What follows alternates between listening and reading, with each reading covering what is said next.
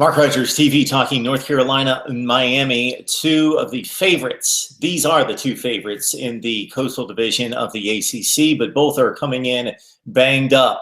They are hurting, both teams, mentally and physically. North Carolina, of course, coming off that beatdown by Virginia Tech, 34-3. Miami played a much more competitive game. Were very impressive, especially for the first three quarters. Should have won the game, or at least tied it and forced it into overtime, but lost to Florida State 20-19. A very physical football game, which has the Canes hurting a bit. So beat up on offense and its most important playmakers. Talking about Brad Kaaya, who has a shoulder injury. He will fight through it, play through it. He's ready to go for Saturday.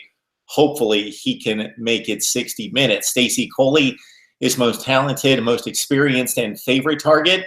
He may not play. He has a knee issue. He is questionable. You know what the deal is with college football injuries. We know very little. There's no official listing. We just have to wait and see what happens on game day.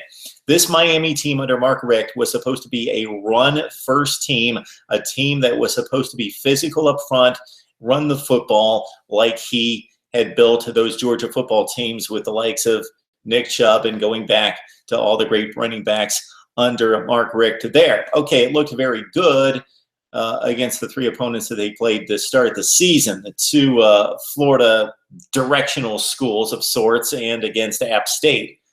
They led the nation in rushing, did the Canes, but it kind of matters who you play. So the last 2 weeks, it's been Georgia Tech and Florida State, and the Canes have rushed for 44 and 39 yards. Mark Walton and Joseph Yearby are extremely talented backs. This is all about the offensive line. The offensive line does not protect Brad Kaaya. This is a recurring theme, and they don't block against the better front sevens. And are they going to face a good front seven this week? Well, not a great one, but certainly a better one than the Florida Atlantics and App States of the world. North Carolina depends on Mikey Bart. They've got Jason Stonebridge and also Malik Carney. They combined for 6.5 sacks through the first 6 games of the season.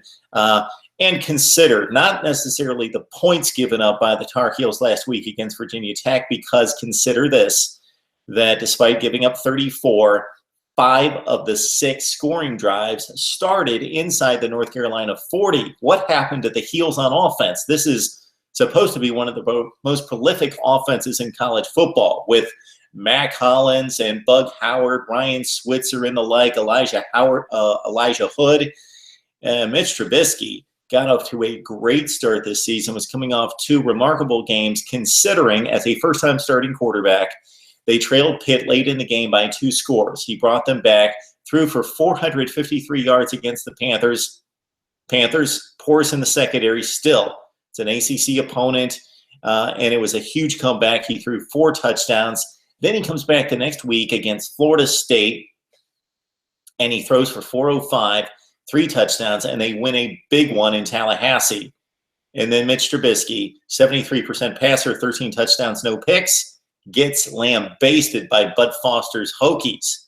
So we'll see if Trubisky can bounce back against a very good Miami defense in the league with Virginia Tech. Certainly from a talent standpoint, Miami's probably a little bit better on defense than Virginia Tech, but they're hurting at the linebacker position since week 1.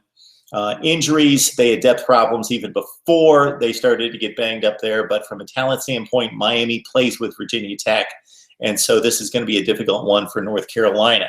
Elijah Hood, we're talking about the Heels hurting. Elijah Hood was not having good games against the better defenses in recent weeks anyway, coming off 1,300 yards and 17 touchdowns. He ran for just 25 yards against the Panthers on 11 carries, and his line against Virginia Tech before he was hurt, 13 carries for 47 yards. Elijah Hood's status for Saturday up in the air. TJ Logan, the senior, may have to see more playing time. Actually more successful on the ground the last 2 weeks against Pitt and Virginia Tech than the star, Elijah Hood. Logan, 10 carries, 77 yards against Pitt, 14 for 67 with 6 receptions against Virginia Tech. Ryan Switzer, one of the best in the ACC, both as a wide receiver. And in the return game, 49 catches, 2 touchdowns, though he was basically shut down to nothing. 2 catches, 2 yards against the Hokies. Remember last year, North Carolina moved on to the ACC championship game. Lambasted Miami in its path, 59-21, and Ryan Switzer had one of his 7 career punt return TDs against the Canes. He is one of the best in college football history and may make a mark in this game as a punt returner. It goes against logic. Miami's at home. North Carolina's best player, Elijah Hood, is hurting. Mitch Trubisky coming off an awful game. The Miami defense is better than North Carolina's defense. The Heels have struggled at times, and of course, they're much better than they've been, but that progression is still happening, and they're still not a very good defense. And they're on the road, so I'm liking North Carolina to bounce back. I think Miami was just beat up last week against Florida State, a very tough emotional loss, physical loss. North Carolina wins on the road. They proved they could do it at Tallahassee. They can do it at Miami. Heels 33, Canes 30. Need to hear from you now. You know the deal.